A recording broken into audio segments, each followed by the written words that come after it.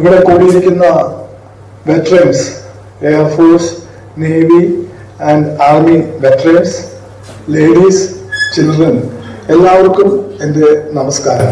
നമുക്ക് ഇതുപോലെ ഒരു കൂട്ടായ്മ നടത്താൻ സാധിച്ചതിൽ പ്രത്യേകിച്ച് ജോർജ് സാറിന് എത്ര നന്ദി പറഞ്ഞാലും മതിയാവില്ല.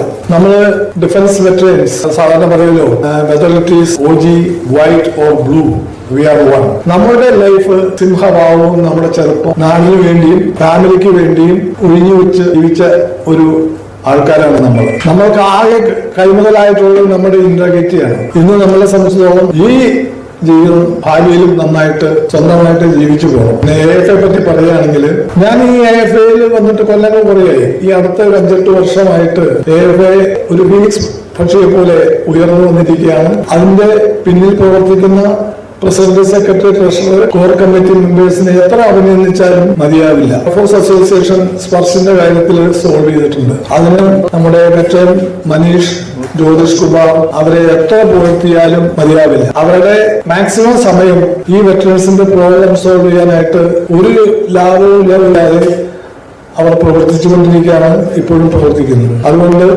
ആർക്കെങ്കിലും എന്തെങ്കിലും സ്പർശ വിഷയങ്ങളുണ്ടെങ്കിൽ തീർച്ചയായിട്ടും അവരെ കോണ്ടാക്ട് ചെയ്യാം. അതിന് ഇനിയിപ്പോ ആർമി, നേവി എന്ന് വേണ്ട, ഇത് എയർഫോഴ്സിനാണ് സ്റ്റാർട്ട് ചെയ്തെങ്കിലും we are all one, we are brothers. അതുകൊണ്ട് അവരെ സമീപിക്കാം. തീർച്ചയായിട്ടും അവരെ ഹെൽപ്പ് ചെയ്യും എന്നുള്ളതിന് ഒരു സംശയവുമില്ല. ഇന്ന് വളരെ സന്തോഷകരമായ ഒരു സമയമാണ്. ഓൾ ദ 3 ഫോഴ്സസിന് വേണ്ടി ആദ്യമായിട്ടാണ് നമ്മൾ ഇങ്ങനെ ഒരു കൂട്ടായ്മ ഒരുക്കിയിരിക്കുന്നത്. ഇപ്പൊ കേരളത്തില് 3 ഡിഫൻസ് സംഘടനകളാണുള്ളത്.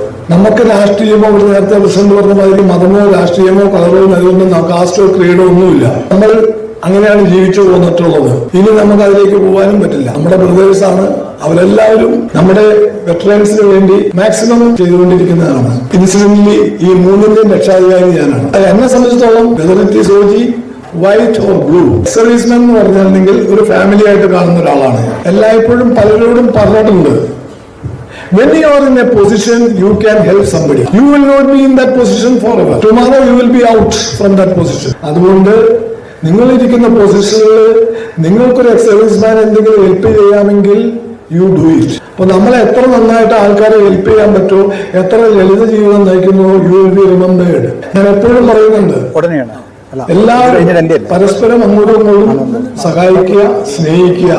ഇനി കൂടുതൽ പറയാനില്ല, പറഞ്ഞു സമയം കഴിയും. അതുകൊണ്ട് നന്ദി, നമസ്കാരം, ജയ്.